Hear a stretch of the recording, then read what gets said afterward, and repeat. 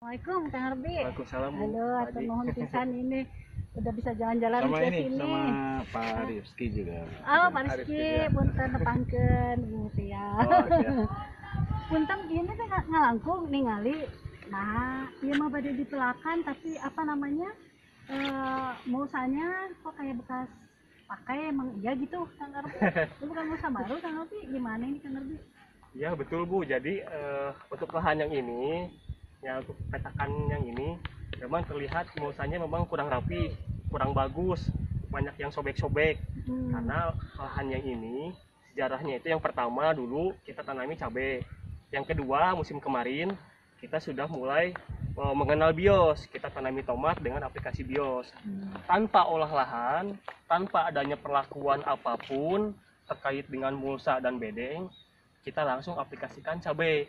Jadi ini memang terlihat memang kurang bagus lah terlihat mulsanya, memang karena aplikasinya tanpa olah lahan dan tanpa ada perlakuan apapun mekanis ke bedengnya. Jadi kita memanfaatkan bedengan sisa dan mulsa sisa. Betul, yang bekas Itu kan kemarin, musim berarti kemarin. efisiensi anggaran. Betul dana sekali. kita. Apa yang ditanam yang ini sekarang? Nah, untuk yang sekarang komoditas yang kita tanam di sini cabai besar. Jadi cabai besar pilar dari panah merah itu yang pertama, crop pertama. Yang kedua ada pecai. Pecai itu timun putih, pecai itu sawi putih. Sawi putih ya kita bisa sebut pecai. Terus yang ketiganya ada bawang daun, dan yang selanjutnya ada kita semai pakcoy. Jadi lahan ini tuh memang tumpang sari. Tadi empat komoditas yang kita tanam dalam satu bedeng. Seperti Empat itu. komoditas. Empat komoditas cabai, sawi putih, pakcoy, bawang daun. sama bawang daun. Bawang daun. Tinggal bawa kompor sama katel langsung jadi oseng dia mah. Nah, kenapa itu? Jadi Ada nggak alasan untuk tumpang sari itu? Nah, Gimana justru alasannya? ada berbagai macam alasan sebenarnya, tergantung tergantung prinsip petaninya mau seperti apa kita mengaplikasikan di kebunnya, apakah tunggal atau tumpang sari. Hanya saja kalau saya dengan Haji Rifki lebih mempertimbangkan lebih ke aplikasi tumpang sari. Kenapa? Karena kalau misalnya kita hanya menanam satu tunggal hanya cabai saja, monokultur. ya monokultur satu rupa ataupun satu jenis komoditas yang sama, kita tidak bisa saling mengangkat lagi dari sisi penghasilan yang lainnya. Tadi kita sudah sampai ke demplot bios yang lebih luas. Nanti kita bincang-bincang sama petani milenial, Arbi dan Haji Rizky. Ya, Rizky. Nah, coba nanti kita dengar apa perbincangan kita tentang perkembangan bios di perkebunan desa Mekarwangi. Ya, Ya, Pak Arbi. iya Kang Arbi, kita lanjutin yang tadi ya. Baik. Tadi kan mulsanya yang lama ya kita pakai. Nah ini mah kelihatannya masih rapi, masih ini. Nah ini ada penjelasan dari Kang Arbi, mangga? Iya. Gimana nih? Nah, baik. Untuk lahan yang ini, jadi wajib Pak Haji, rekan-rekan semua para petani. Jadi untuk lahan yang ini kita setting memang lahannya baru olah. Jadi dengan menggunakan mulsa yang bekas, tapi baru satu kali musim. Mulsanya bekas satu kali musim. Sekarang kita mulai tanami lagi, tapi dengan diolah lagi, dikeceruk lagi bagian atasnya. Jadi kalau yang tadi yang di bawah tanpa olah lahan sama sekali, kalau yang ini kita melakukan olah lahan, atasnya dikeceruk seperti itu. Berarti bedengnya mulsanya dibuka dulu ya? Mulsanya dibuka dulu. Kalau yang di bawah tadi teman-teman mulsanya tidak dibuka. Betul. Langsung saja dibersihkan, hanya dibersihkan Tanpa saja. pengolahan tanah. Tanpa pengolahan, tanpa Langsung membuka ditugal, mulsa. langsung Hanya masuk mengharapkan bekas pengolahan bios yang Sebelumnya. awal. benih. Betul. Musim lalu. Betul. Kalau ini dari sudah pengolahan lagi ya. Ya, ini sudah pengolahan lagi, sudah kita aplikasikan lagi beberapa input seperti organik, pupuk dasar. Hanya saja kita atur dosisnya. Khususnya Betul. bios dan beberapa Bios, pupuk dasar, dan aplikasi lainnya. Ini tumpang sari lagi ya? Sama. Nanti, ya. Tumpang sari lagi. Ini sudah mulai kelihatan, mungkin bisa Nah, bisa dilihat ya. di sini kita pertama ada beberapa komoditas yang kita tanam tidak monokultur atau tidak satu jenis tanaman. Jadi yang pertama sebagai tanaman utamanya ada cabai. Ini cabainya cabai pilar, cabai besar. Cabai besar itu. Cabai besar. Yang kedua, komoditas yang kedua di sini ada sawi putih atau kita bisa sebut pecai. Pecai. Pecai, ini pecai. Kita simpan di tengah di sini. Yang selanjutnya kita tanam bawang daun sebagai tanaman repelen atau pengusir hama. Kita simpan di tengah antar cabai ke cabai seperti ini. Ya. Baik, rekan-rekan sekalian, Bapak Ibu. Nah, saat ini kita akan praktek aplikasi pengecoran atau drenching, bisa disebut pengecoran pupuk dengan menggunakan pupuk kimia digabungkan dengan bios. Dengan seperti inilah teknik yang akan kita aplikasikan. Yang pertama bahan-bahannya drum 130 liter. Drum biru ini 130 liter kapasitasnya. Kita isi dulu air seperti ini. Yang kedua kita siapkan NPK-nya. Nah, dari sisi NPK untuk pertumbuhan kurang lebih 2 minggu ataupun sampai dengan 3 minggu setelah tanam, biasanya saya menggunakan pupuk kimia itu lebih dari sini, bisa sampai 3 kilo per drum. Biasanya kalau untuk cabai itu 3 kilo, apalagi main tukang sari seperti ini dosisnya tinggi, 3 sampai 4 kilo lah, 3 kilo biasanya. Saya coba di 2,5 kilo, saya kurangi 1,5 kilo, atau 1 kiloan lah, saya kurangi 1 kilo. NPK-nya saya kurangi, tapi dengan bantuan ini saya sudah tuangkan bios yang larutan ke botol-botol bekas. Saya sudah siapkan. Yang pertama kita akan larutkan kimianya dulu, NPK 16-16, masukkan ke drum, ke sini dulu. Nah, kita masukkan ke sini,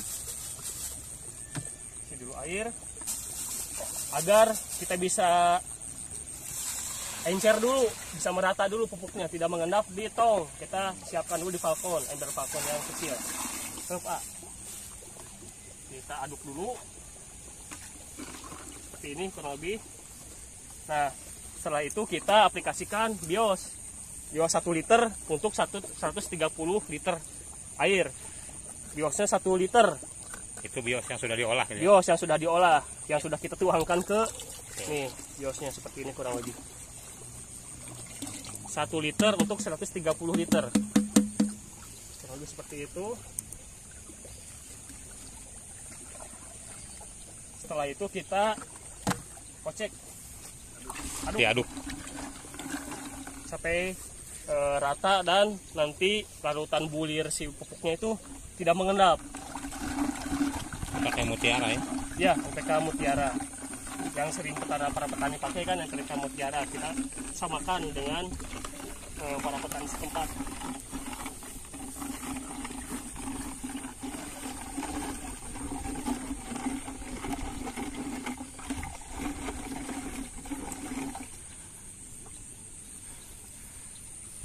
Itu kita sudah larut, kita tuangkan ke falcon ini, ke ember yang sudah kita siapkan 130 liter tadi. Oh, masih banyak larutannya. Tetap juga sambil diaduk ya. Ya, kita sambil aduk agar lebih merata lagi.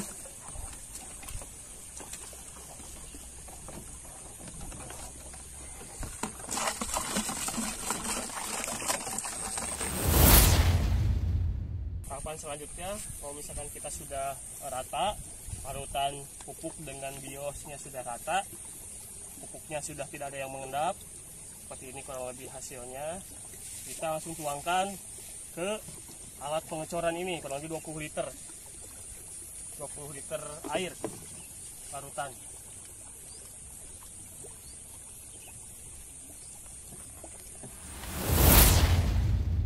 Tahapan selanjutnya, setelah kita tadi pembuatan adonan, meracik antara pupuk kimia dengan bios, kita akan aplikasikan dengan cara drenching. Drenching itu pengecoran. Jadi teknik pengecorannya itu langsung kita aplikasikan ke lubang tanam cabai. Karena cabainya dan tanaman-tanaman lainnya masih kecil, masih vegetatif, kita akan aplikasikan di dekat lubang tanamnya di sini. Arbi, Coba.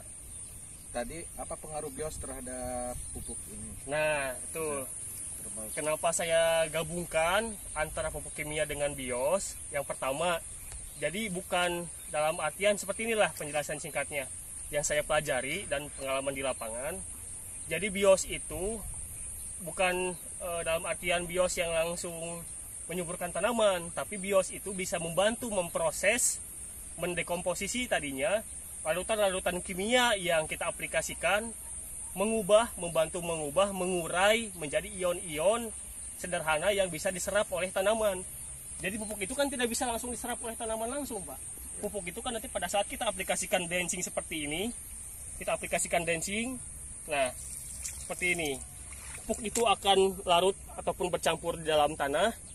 Setelah itu pupuk nanti akan diuraikan, diubah oleh mikroba yang ada di dalam tanah. Oh iya.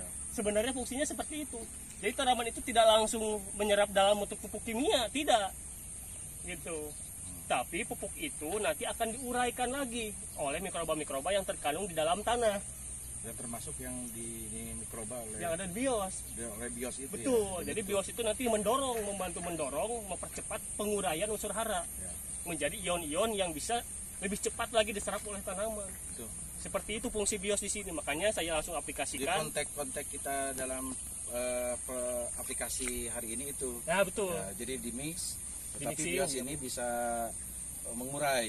Membantu mengurai apa? penggunaan pupuk- kimia. Penggunaan kimia. Ya, itu. penggunaan kimia ataupun proses perombakan kimia yang ada di dalam tanah Sehingga tadi. hasil panen itu nanti menghasilkan sayuran dan lain sebagainya yang rendah. Betul, residu.